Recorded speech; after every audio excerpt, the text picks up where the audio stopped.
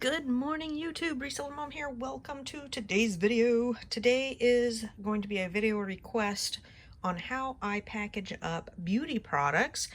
There was a request, and here we go. I'm going to show you some of the products I use, and a lot of the product decisions are just based off of reviews and suggestions from other people. So, you don't have to get the same exact equipment that I do, but you need to understand the concepts behind said equipment, and then find what works for you and what's going to work for your items that you want to get set up. So let's walk through all the items first, and then I will show you how I pack things up.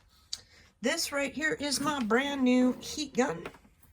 It was about $13–15, and I think I have linked everything you're going to see in my Amazon store down below if you want to use my affiliate link, or just click on things to see what I'm talking about, and then you can look at the similar items or what other people have viewed and go from there. Of course, you can also get some of the equipment secondhand or maybe on eBay or another platform. You don't have to use Amazon. But this is a heat gun. Let's see here, MF 300, 110 volts, nothing really special. Like I said, it was probably the $12, $15 one. It's got this type of nozzle. I did not get the one that has all sorts of different kinds of nozzles. I kind of wanted to play with this one first to see how it worked out. Before that, I have gotten by for the last 5 years with a hairdryer. Conair, $12.99 was my last purchase after my first one from eons ago died. And I think I picked it up at Burlington this summer for $12.99. So, if you're just starting off, don't invest in the expensive equipment. Just use your hairdryer. Yes, it takes a little bit longer, but if you're not cranking out a whole lot of things that need to be shrink wrapped, then you don't need to do that. But I'm telling you right now, for the less than $15, I'm happy with it and I would recommend it, and it does save me time and works a lot better than the hairdryer. So I tried it out. I like it. There you go. The ruler is just here so I can show you what size bags I use and stuff, because I couldn't remember what the size of this was. So this is a clear shrink wrap. And I have this size, and I have a larger size. I want to say the larger size is 8x10, maybe 6x9. This one is, when I lay it on the ruler here, it's about 6x6. So if you're looking to get this one, this is my favorite size, is 6x6. This fits most makeup. Most things I want to shrink wrap fit in here. Mascaras, just a whole bunch of makeup stuff fits in here. I love it. The next item here is a band, and I don't know if you guys can see that, but it opens up and it's got a little perforated tear right there. And you put this around makeup and then shrink wrap it to seal it. And apologies if you see my hands. I canned about 30 beets the other day, and so I have red tinges all over my hands. It's not anything to be worried about. Just canning beets here. We love the Martha Stewart's fat pickled beet recipe, and had a lot of fun doing that the other night. Okay, so this goes around a lot of lipsticks or bottles that need a seal. I also have one that has writing on the seal, and it's, I don't remember what the writing says, but something like this is sealed, or I don't remember. I'd have to go look, but it has writing on the outside. I don't think you need the writing on the outside, but they're roughly the same cost. So if you want to look even a little bit more professional, get the one with the writing. All in all, I don't think it matters too much. This is, get the ruler out, about 1.5. And again, I've linked all these products down below so you could get to the listing. It's 1 3/4 with the band, and 1.5 up to the little perforated edge there. So I can't remember what the website description says on size wise. A lot of times, like with bags, they give you the size to the opening is the bag size, and then this is not counted in the size.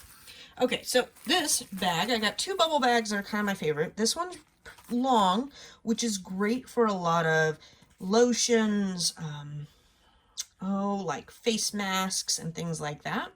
I like the bubble bags because they feel a bit more professional. It's one less one less step. You know, you just put your product in there and then fold it over and it self-seals. Now, you don't need bubble bags to start off with. A lot of times you can just take bubble wrap and wrap your product and stick it into a poly bag. That is also totally doable. So you got to kind of work out how many things are you doing and the time you're going to save by switching to something like this, the professionalism of it versus the bubble wrap and bag method. You know, you don't have to go out and buy all this equipment. If you were going to pick things to start with, I would get a good generic size bag. The 6x6 you can cut down. Well, I'll show you how to reduce it down here in a bit. And I would get you some of these little guys. These are very, very good. And then I would just stick to bubble wrap and poly bags right now, because you probably already have poly bags for other things. So this bag, one of my favorites here, looks like it's about 7.5 and 4, so a 4x7-ish bag. I get those in packs of 50, and these guys I get in packs of 52. So this is kind of a new addition to my packing area and team. And this one I've really been liking. When I priced it out the other day, it cost me 24 cents a bag. Now I have all these costs broken down in a file over there. So when I'm looking and sourcing things, I do kind of reference that sheet, and I know how much each sheet of bubble wrap and poly bag cost me. But this is 24 cents a piece, so most of my packing stuff is going to run me less than a quarter. And on makeup, a lot of makeup is very expensive stuff, so you got to look at it that way. If I'm going to make, we'll say $10 of profit off a makeup item, spending a quarter on the wrapping is really not that expensive, you know, in terms of ratio. If I were just packing up things that I was making very little profit on, maybe I don't want to use the nice bag here. But this one is 7x7. I'm sorry, 7.5 by 7.5. Oops, let me kick the camera here. Let's see here. It's Fluxery is the name. Anyhow, again, I have it probably linked down below in my store. It's on a roll, which, you know, maybe plus or minus. The other ones come loose. Again, you gotta just look at, you know, how is your office set up and what one is better or not, and kind of play with some materials. Yeah, so this is probably, this and my heat gun are my latest additions to my packing materials. I have grown my packing materials over time. I didn't start off with all this stuff, for sure. I started off with just some poly bags. I got a variety pack.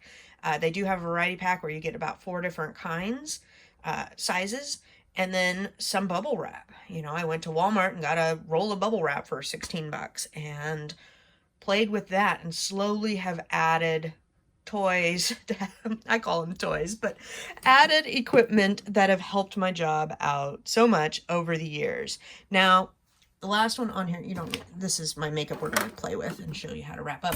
This is my impulse sealer, and it was about $40. I got it over a year ago, maybe 2 years ago. And again, I think I have one linked down below. They sell impulse sealers that are in the $30, $40 range all the way up to hundreds of dollars. If you are just starting out, again, I wouldn't put in too much money until you get systems hammered down. And, you know, if I were sealing 300 makeup items a month, then yes, I'm going to invest in the more expensive one. But I do, let's see here, I probably do about 50 a month right now. And so the $40 one, $30 one is right up my alley. And it may, I've seen the price fluctuate from 35 to 60 over the months when I've, you know, checked on the, every once in a while I'll check on prices of what things are and stuff like that, because somebody will ask me for a link of what I used and I wind up looking. So that's the impulse sealer. Now the impulse sealer is going to seal the shrink wrap paper.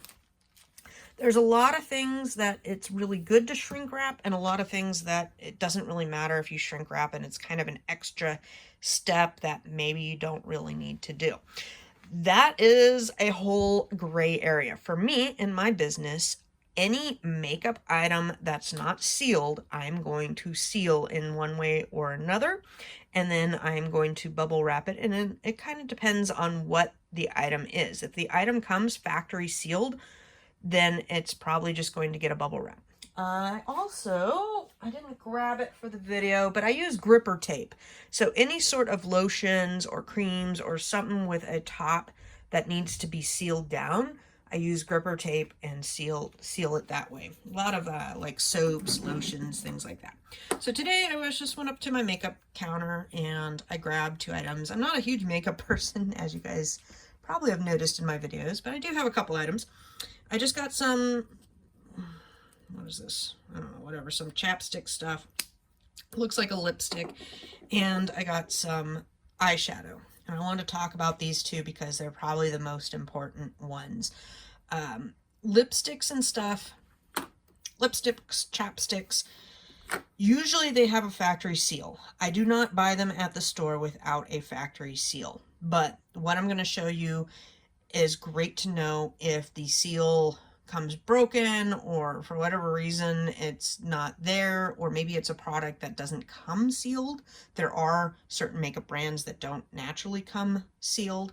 And if let's say this was in a box, then I'll use the shrink wrap method and shrink wrap up the box. Makeup is probably the one thing that I really like 100% put seals on, because if somebody gets any sort of makeup and for whatever reason they feel that it was used beforehand, trying to fight that used, sold as new claim is a pain in the butt. And I've gone through it once. I really don't want to go through it again because it's a pain in the butt. And people who are buying high-end makeup, this is not high-end makeup, no, let me tell you that, the stuff I'm showing you, but high-end makeup, people want to be presented with something beautiful. They want it pristine. They want it sealed. They don't want any doubts in their mind that they have been ripped off from China, ripped off from you, ripped off in general, whatever. So they're a little bit finicky. And I get it. A lot of the makeup I sell, I get it for, let's say, $10 to $20, and I'm flipping it for $50 to $80. And, you know, sometimes down in the 40s, but it's expensive and it's got a whiles to go. Okay, so with this lipstick, we'll just call it a lipstick. I think it's called a tinted chapstick, but whatever. The other thing I want to note with this is I probably will not send this into Amazon during the summer because it would melt. And that's another concern right there. You do not want to melt your chapstick lipstick with your heat gun, and you don't really want to send it during the summer months unless you put a little extra packing. Now, I have sent chapstick in the summertime, but I add a significant more amount of bubble wrap, and usually I'm merchant fulfilling it too. So keep that in mind. But it's October 1st today, and it's the first day of Q4. We've got 15 more days until meltables open up for Amazon warehouse. What that means is Amazon doesn't take meltable items from like May to October, and October 15th is when they open back up to sell meltables because of the heat, because the UPS trucks aren't refrigerated and they get hot in there. So a lot of items may still melt but are not pegged in the Amazon system. So like if I tried to send this in right now, I could send it in, but it would melt, and Amazon doesn't prevent me from doing that. And what will happen is the customer will get it, it'll be all melted, they'll complain, they don't have to send it back, you're out the money. So, and I'm getting a delivery right now. I don't know if you guys can hear that. That's all right. The other people in the family can handle it for a moment. So we're gonna do the eyeshadow first because I have my heat. I only have 2 plugs and I got my impulse sealer already plugged in. Eyeshadow is another one that's huge, lots and lots of complaints. And if you are thinking of selling makeup, I go down to the customer reviews and I see what they're saying. And if I see a whole bunch of arrived broken, smashed up, arrived broken, I'm going to put extra care into my packing. And eyeshadows are one of those that is commonly packaged insignificantly and then arrives broken to your customer, and they get very upset. And again, you're going to be out the product because they're going to complain about it. They'll get a refund. You'll just be out and you're going to be taking losses. And you don't want to take losses. Okay.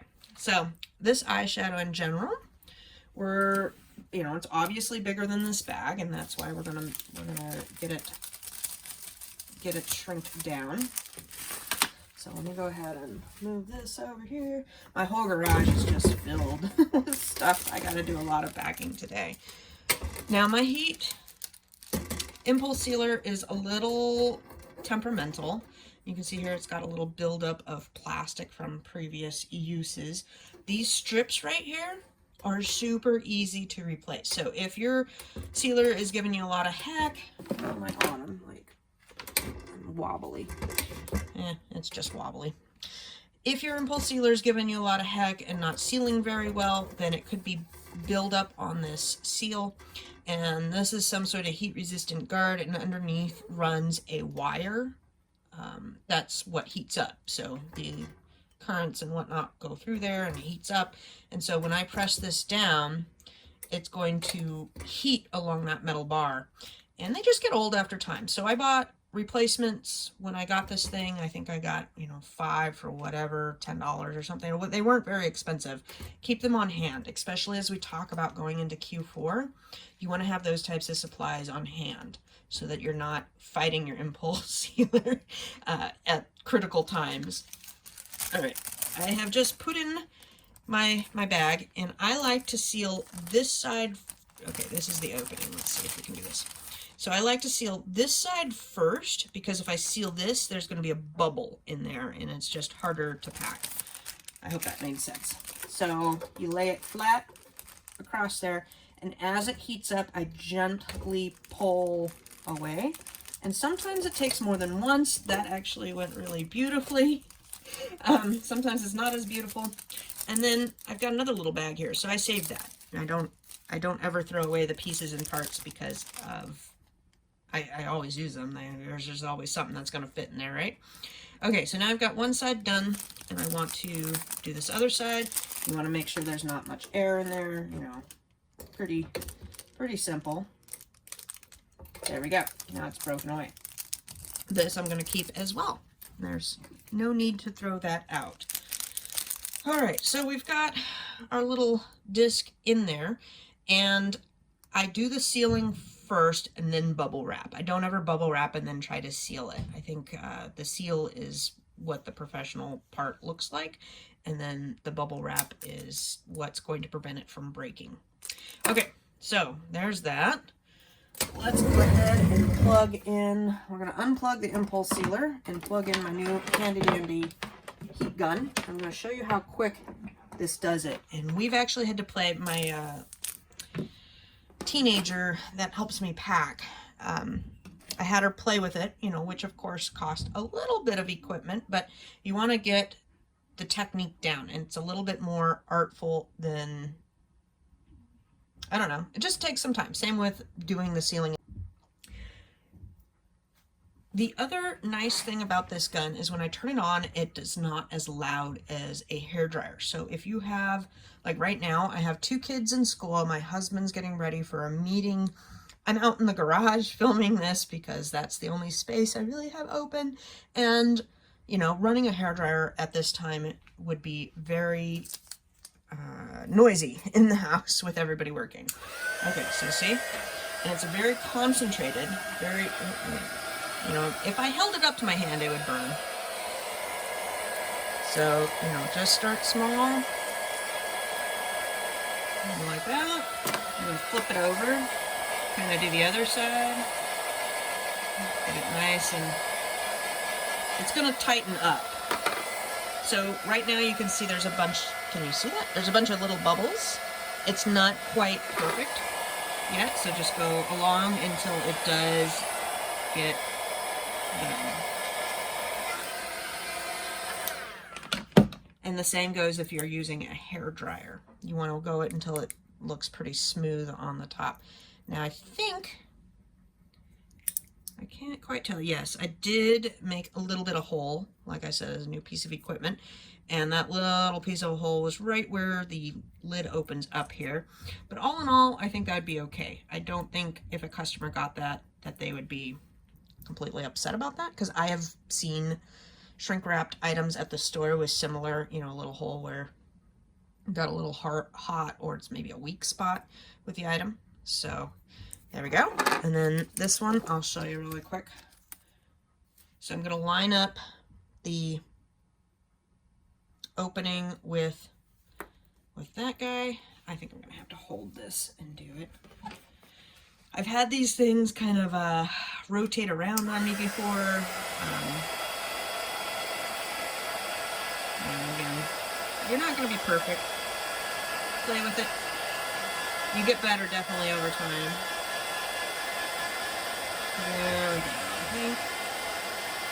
I think we're pretty good. And what I check for is to make sure I can't like slip it off. I don't really want to keep doing that motion on the camera here. You get what I'm saying. So there's the perforated edge right there. The customer can definitely see that it's sealed. And yeah, I don't have much more to say. It's pretty self-explanatory, guys. All right, let me grab a sheet of bubble wrap. And I got a piece laying right here. So I like whatever this size is. I think it's 7/16 bubble wrap. It's kind of my go-to. I get the 700 square foot rolled. I can't remember what it works out to, but they're pretty cheap. It works out to $10 a roll. And if you go to Walmart, I believe theirs is $12 to $16 a roll. So, you know, ordering online is a little bit cheaper. And of course, if you order more, you're going to get better deals. So with eyeshadow like this, I usually figure out some sort of method that I want things to look the best. Like this doesn't look that great. It looks kind of sloppy.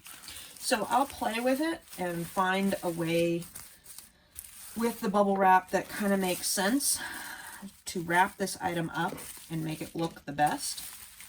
And then that's what I'm going to show my gal who comes over and helps me package things. So, you know, maybe that looks pretty professional and it can go right into a 6x9 bag. But whatever that method is, I sort it out before my helper comes. So that way, you know, she today has a pile of, what the heck, some sort of mascaras to do and some sort of tinting thing to do. I don't know what the makeup stuff is, but, and then we've got lotion bottles and mud masks, it looks like, for her to do up today. But I will go through each one and kind of show her how I want things done. So, you know, I'd show her this and be like, okay, the first thing we're going to do is we're going to go all seal these, and then we're going to use the bubble bag. Where the heck did it go? And then I'll say, okay, then the next step is going to use the bubble bag here. And get it down in there. Come on, work with me. So on this one, this might be just a way I do it. Got to kind of play with it, see what works. Roll it up like that, and then seal it. And then we'll go over labels. So Inventory Lab allows you to put expiration dates in the label, which is great, but sometimes you also need to put a bigger expiration date on there as well, because terms of service say it needs to be 36 point font.